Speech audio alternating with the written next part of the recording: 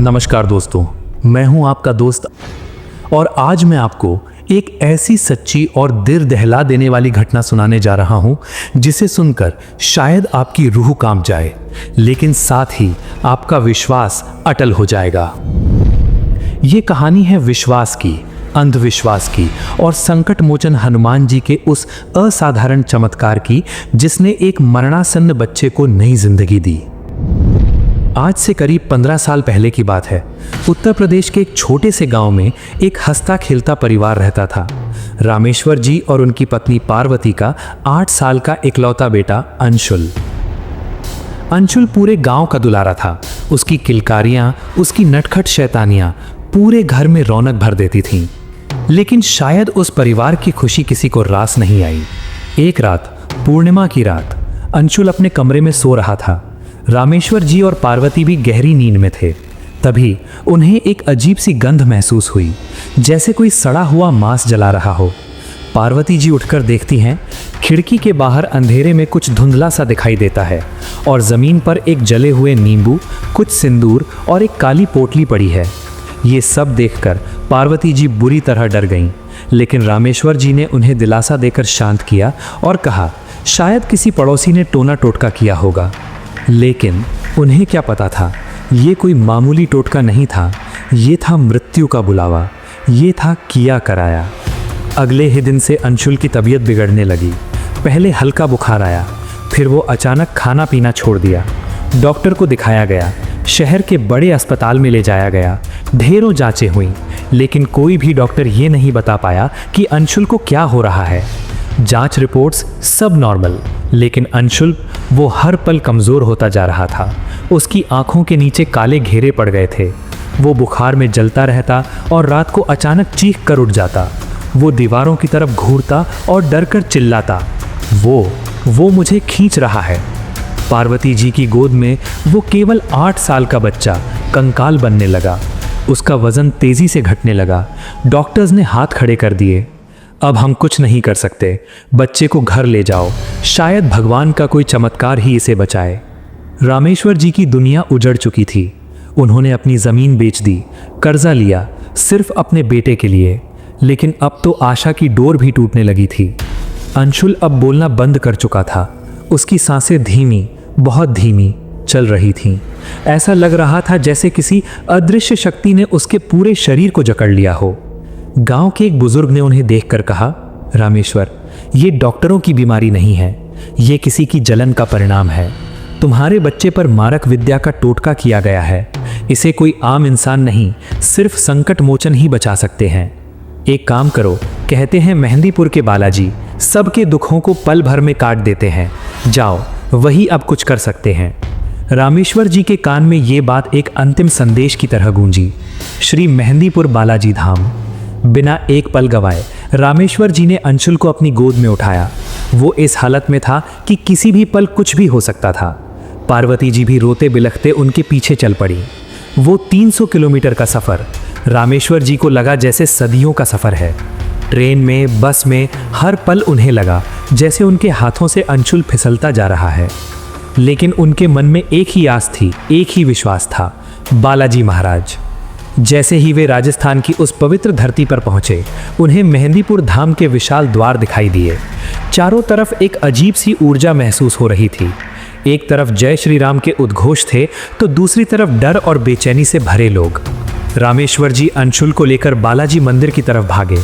उनकी आंखों से आंसू बह रहे थे, लेकिन अब उन आंसुओं में डर नहीं, प्रार्थना थी। और फिर जब वे मंदिर के अंदर पहुंचे, तो उन्होंने वो दृश्य देखा जो उनकी जिंदगी का अंतिम सहारा बनने वाला था। वे हनुमान जी की विशाल और तेजस्वी प्रतिमा के सामने घुटनों के बल बैठ गए। उनकी गोद में निढाल पड़ा अंशुल। रामेश्वर जी की जुबान से शब्द नहीं निकल रहे थे, बस उनकी आंखें और उनका दिल चीख चीख कर कह रहा था, हे संकट मोचन, हे बालाजी, मैं आपके दरबार में आया हूँ। ये मेरी परीक्षा नहीं, ये मेरे विश्वास की अंतिम पुकार है। अगर संसार में आपसे बड़ा कोई शक्ति नहीं, तो मेरे बच्चे को जीवन दान दीजिए, इसे उस काली शक्ति से मुक्त कीजिए। रामेश्वर जी अंशुल को लेकर सीधे बालाजी महाराज की विशाल प्रतिमा के सामने पहुंच गए। मंदिर में उस समय शाम की आरती की तैयारी हो रही थी। चारों ओर तेज धूप और अगरबत्तियों का धुआं था, लेकिन उसके बावजूद वातावरण में एक अजीब सी भारीपन था। रामेश्वर जी ने देखा वहां कई लोग जमीन पर पड़े थे, कुछ अजीब आवाजें निकाल रहे थे और कुछ अपने सर को जोर जोर से पटक रहे थे। ये दृश्य देखकर पार्वती जी और ज्यादा डर गईं। ये वो जगह थी जहां मनुष्य और अदृश्य शक्तियां आमने सामने खड़ी होती हैं। रामेश्वर जी ने हिम्मत की। उन्होंने अंशुल को जमीन पर लिटाया और बालाजी महाराज के चरणों में अपना माथा टेक दिया। उनकी आंखों से आंसू रुक नहीं रहे थे। उन्होंने जोर से कहा, हनुमान जी, मैं आपके पास डॉक्टरों के नुस्खों से नहीं बल्कि अपने विश्वास के साथ आया हूं। इस पर किसी दुष्ट ने मारक विद्या चलाई है। ये मर रहा है बालाजी, मेरे बच्चे को इस पीड़ा से मुक्ति दिलाओ। जैसे ही उन्होंने ये शब्द कहे, एक अजीब सी घटना हुई। अंशुल, जो पिछले 48 घंटों से निढाल पड़ा था, अचानक करवट लेने लगा। उसकी आंखें जो पीली पड़ चुकी थीं, वे तेजी से घूमने लगीं। उसके शरीर में जैसे बिजली दौड़ गई हो। उसने एक अजीब भारी आवाज में चीखना शुरू कर दिया, छोड़ दे इसे, तू इसे नहीं ले जा सकता, ये मेरा शिकार है। ये आवाज 8 साल के अंशुल की नहीं थी। ये आवाज गहरी, कड़वी और बहुत डरावनी थी। ये आवाज उस काली शक्ति की थी जिसने अंशुल के शरीर पर कब्जा कर रखा था। पार्वती जी बुरी तरह डरकर पीछे हट गईं, लेकिन रामेश्वर जी ने अंशुल का हाथ कसकर पकड़ लिया। उन्होंने जानते थे कि यही वो घड़ी है जब उनके बच्चे के शरीर में दो शक्तियों का युद्ध हो रहा है। तभी मंदिर के मुख्य पुजारी, एक तेजस्वी और शांत व्यक्तित्व वाले बाबा जी उनकी ओर आए। उन्होंने दूर से ही स्थिति को भांप लिया था। बाबा जी ने रामेश्वर जी से कहा, डरो मत भक्त, तुमने सही जगह पर शरण ली है। यहाँ संकट मोचन स्वयं रक्षा करते हैं। तुम्हारी भक्ति ही तुम्हारी ढाल बनेगी। उन्होंने रामेश्वर जी को शांत किया और अंशुल के पास बैठकर जोर जोर से हनुमान चालीसा का पाठ करना शुरू कर दिया। उनकी आवाज में अद्भुत शक्ति थी। जैसे जैसे चालीसा के शब्द उस कमरे में गूंजते गए, अंशुल के शरीर का कंपन बढ़ता गया। वो दुष्ट शक्ति असहज होने लगी। वो चीखने लगी, आग, ये आग लगा रहा है, मुझे दूर रखो, मुझे जाने दो, मैं नहीं रह सकती, यहाँ बहुत प्रकाश है। अंशुल का शरीर टेढ़ा मेढ़ा हो रहा था। उसके शरीर से पसीना बह रहा था और उसकी आंखें लाल हो गई थीं। ऐसा लग रहा था जैसे कोई अदृश्य रस्सी उसके शरीर को अंदर से खींच रही हो। बाबा जी ने रामेश्वर जी से कहा, संकट मोचन का नाम लो, पूरी श्रद्धा से अपने बेटे को बालाजी के चरणों में समर्पित कर दो। रामेश्वर जी ने अपनी टूटी हुई आवाज में पूरे साहस से चिल्लाकर कहा, जय श्री राम, जय बालाजी महाराज। जैसे ही रामेश्वर जी ने बालाजी का नाम लिया, अंशुल ने अचानक जोरदार झटका खाया। उसके मुंह से झाग निकलने लगा और उसने जमीन पर उल्टी कर दी। उस उल्टी में एक अजीब सी चीज दिखाई दी, एक छोटी सी काली और अजीब गंध वाली पोटली। ये वही काली पोटली थी जो अंशुल की बीमारी के पहले दिन रामेश्वर जी के घर के बाहर मिली थी। वो मारक विद्या का आधार, वो जादू टोना अब अंशुल के शरीर से बाहर निकल चुका था। वो पोटली जमीन पर गिरते ही पिघलने लगी और उसमें से काला धुआं उठकर मंदिर की छत की ओर उड़ गया। और फिर अंशुल शांत हो गया। उसका शरीर ढीला पड़ गया।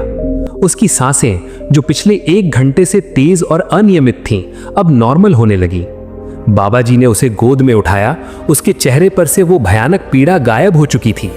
उसकी आंखें खुली और उसने पहली बार पिछले 10 दिनों में अपने पिता की तरफ देखकर मुस्कुराया। ये हनुमान जी का साक्षात चमत्कार था। एक मरणासन्न बच्चा जिसने डॉक्टर की उम्मीदें छोड़ दी थीं, वो केवल 10 मिनट में बालाजी के दरबार में असाध्य रोग से मुक्त हो गया था। दोस्तों, ये तो बस शुरुआत थी। अब सबसे बड़ा रहस्य खुलना बाकी है। वो दुष्ट व्यक्ति कौन था? वो कौन सी जलन थी जिसने 8 साल के बच्चे की जान लेने की कोशिश की? और बालाजी महाराज ने आगे इस परिवार की कैसे मदद की? अगले भाग में हम जानेंगे उस तांत्रिक विद्या के पीछे के सच्चे चेहरे को और रामेश्वर जी के परिवार पर क्या बीती। दोस्तों, अगर आप भी बालाजी महाराज को मानते हैं तो इस वीडियो को लाइक करके अपनी हाजिरी लगाएं और कमेंट में जय बालाजी जरूर लिखें। ऐसी सच्ची कहानियां और रहस्यमयी वीडियो देखने के लिए हमारे चैनल को सब्सक्राइब करें और बेल आइकन दबाएं। आपका एक शेयर किसी और का विश्वास मजबूत कर सकता है।